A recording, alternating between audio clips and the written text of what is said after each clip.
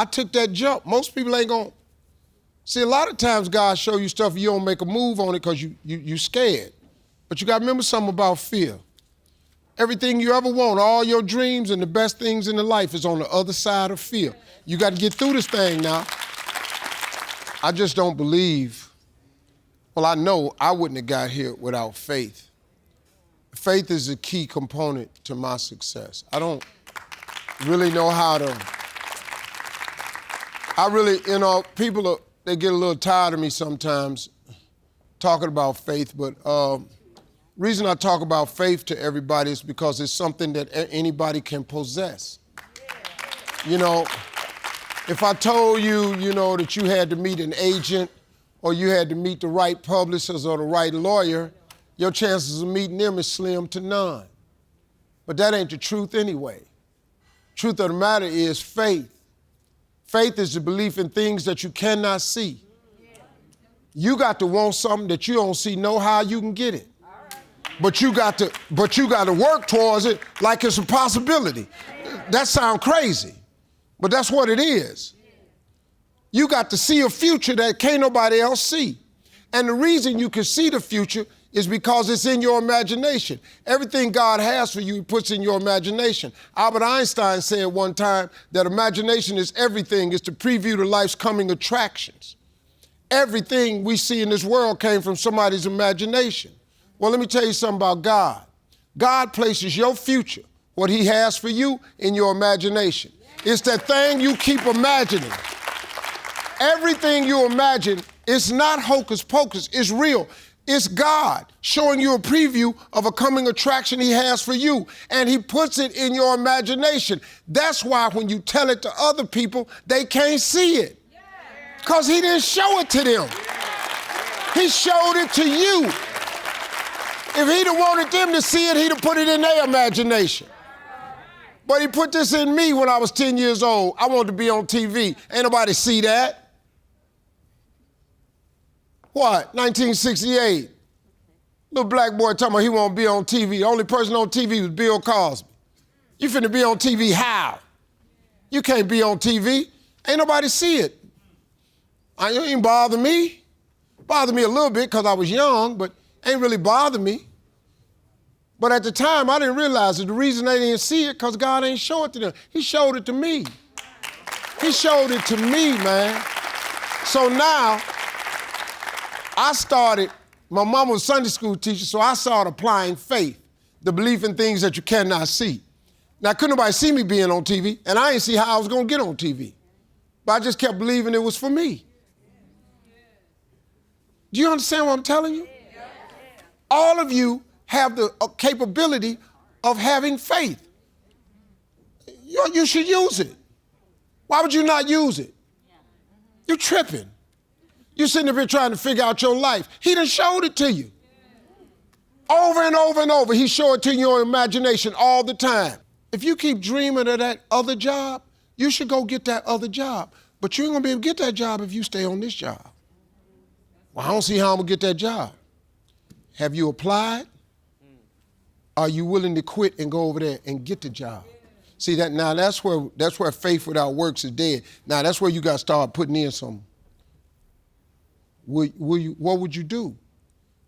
If God showed it to you and then showed you what you got to do to get it, the work part, are you willing to do that? I won amateur night October 8th, 1985. I won $50. First time in a comedy club. Cried all the way home. Girl kept asking me, why you crying? It ain't but $50. I said, no, you don't understand. I said, tonight it came to me. This is what I'm gonna do the rest of my life. She said, with $50, I went to work October 9th the next day and quit my job. I quit my job the next day. Ain't nobody see that. But I knew this was my route. This was my only route to ever get on TV. So I quit my job. I took that jump. Most people ain't gonna. See, a lot of times God show you stuff, you don't make a move on it because you scared. But you gotta remember something about fear. Everything you ever want, all your dreams and the best things in the life is on the other side of fear. You gotta get through this thing now. So I quit. Ain't nobody see it.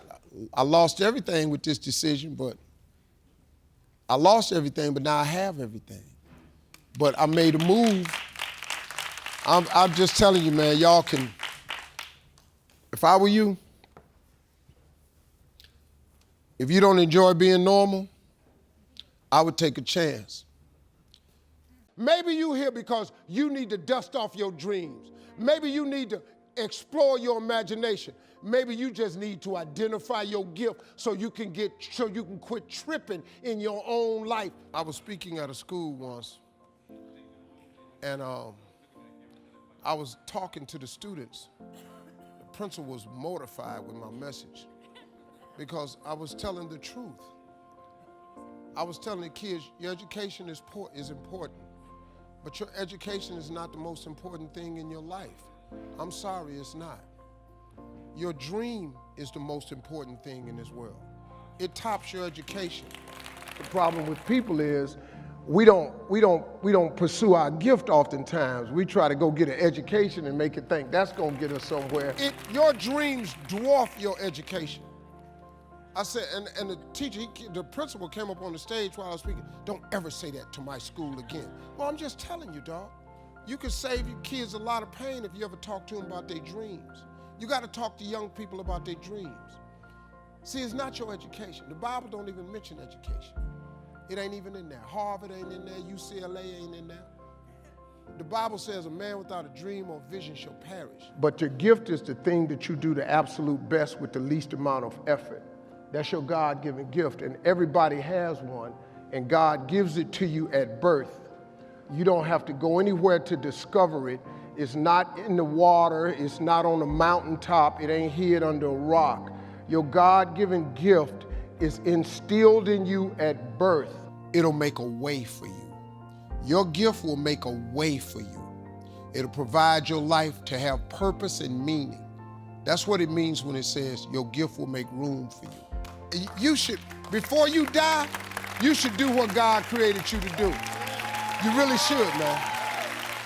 Now, that don't necessarily mean you gotta quit your job. Some people are born to be teachers, caregivers, nurses, babysitters. Those are gifts, you know what I mean? If you're living in your gift, you're cool. It's just if you ain't.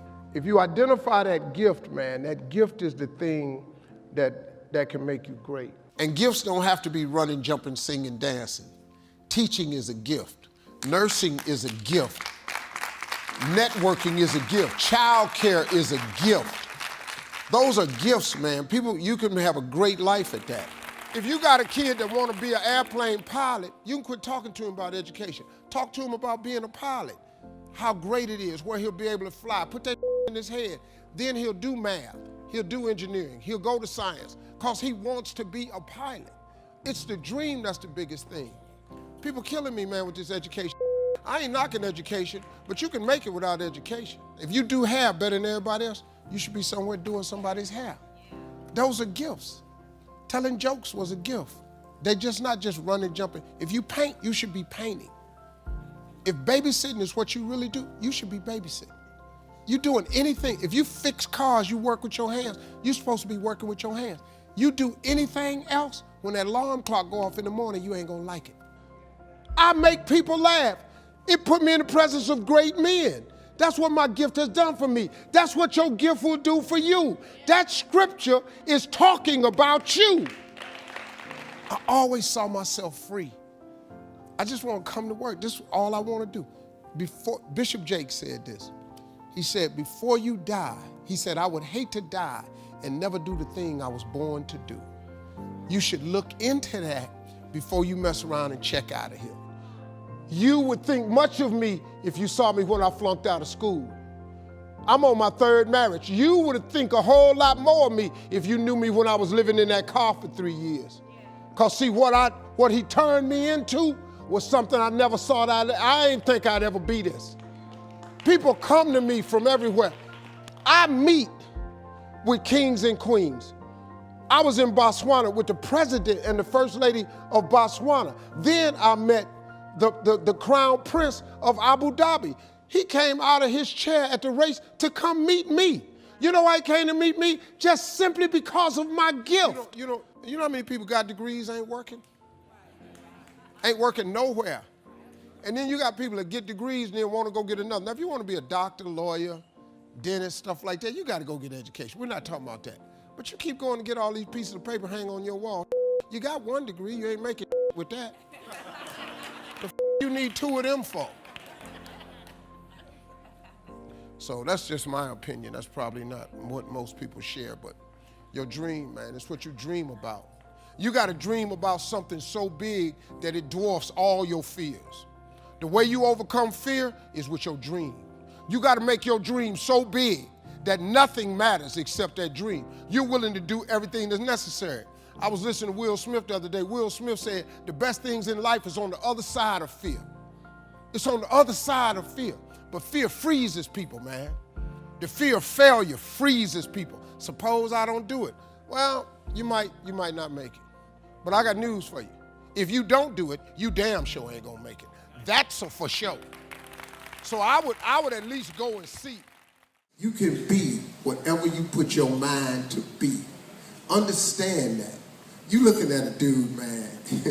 I can't tell you how I ain't got no business being here. I can't even tell you that. If you knew my whole story, the whole journey, the whole trip, where I started from, how I got here, how long it took me, how many years it looked like I wasn't gonna get here, how many times I just cried on the side of the road. You have no idea. But a funny little thing about faith, though. Tell you something about it.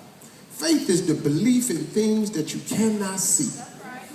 Faith means that you just believe anyhow. I was just stupid enough to, when I was living in my car, stupid enough to think I was going to make it somehow. I didn't know how. I was clueless as to how to get here. But you don't have to figure it out from point A to point B. See, what stops people from dreaming is you try to figure out the whole journey. You try to figure out, okay, if I start here, how do I get to the million? That ain't your job. Nowhere does God ever tell you to figure it out. He just asks you to ask, believe, and don't doubt. That's all he ever asks you to do. Now, there's faith without works is dead. You got to work hard. But the basis of it is ask, believe, and don't doubt. He don't ask you to figure it out. You can't figure it out. So what you got to do is you got to break this thing down in increments. Inch by inch, anything's a cinch. What can you do to get here? See, stop trying to figure out how to make a million. You can't do that. If you can figure out how to make a million, everybody in here have a million. What can you do? What gift has God given you that you can make $10? 10. What can you do? Can you sell a pie? Can you braid somebody's hair? Can you mow a lawn? Can you paint a picture? Can you paint a house? Can you clean a rug? What can you do to earn you $10? Well, guess what? Do that 10 times. You got $100. Now, once you make $100 at your skill set that God gave you, do it 10 more times. You got $1,000. See, it's inch by inch, anything's a cent. You getting there, but you got to start somewhere. But if you're trying to figure out how to get to the million by next summer, you ain't going to make it. You're going to get discouraged. You're going to give up. But the joy ain't in the end. The joy is actually in the journey. If you don't make $1 million, when you get to 200,000, ain't that kind of cool? Amen. If you broke and you get $50,000 a year job, ain't that kind of cool? Woo! If you get to $100,000, ain't that kind of cool? Quit trying to see your way all the way to the tape and understand that it's a journey, that God puts you on a path that's a journey. They canceled a show of mine years ago. I said, I ain't got time for that. Well, what are you going to do? I'm going to go see what God wants me to go do. You think because that show got canceled, he just give me something else to do. It's going to sound weird, but walk up the hall is the smartest thing I've learned to do. When a door closes, when they cancel a show, when they tell you your ratings ain't this, if they tell you you're fired, if they tell you they're letting you go, if they tell you they're closing down production, they're closing your company, walk up the hall. Because when the door closes, all that means is God got another door he wants you to go through. Take your ass up the hall. Quit standing at that door banging on it, hoping it reopened. The plant is closed. They gave you the pink slip. They shut the production down. They canceled your show. They told you you fired. That's it. Stop standing at the door. Walk up the hall. It's some more doors, man. That person that shut the door, them people, that ain't God. Them people don't control you. It's more than one door. You got to realize that. Go up the hallway, man. It's another door. Once I learned, they canceled a show of mine years ago. I said, I ain't got time for that. Well, what are you going to do? I'm going to go see what God want me to go do. You think because that show got canceled, he just give me something else to do. They told me my talk show was closed 2 years ago. Okay. I'm off TV. Because you know what? I was getting tired. I work so much, man. I got a lot of shows. I was getting tired. God said, I'll fix that for you. I'm going to take the 34 weeks, turn it into 2. I'm going to give you the same money. Now, people that don't know, oh, he lost his show. Oh, okay. I count money, I don't count ratings. If you're getting the same check, what's the difference? This one young-ass boy was interviewing me, man. Yeah, Mr. Harvey, I think you need to focus on getting your zeros back up. I said, little boy, I'm not studying them zeros. I'm putting commas on my check.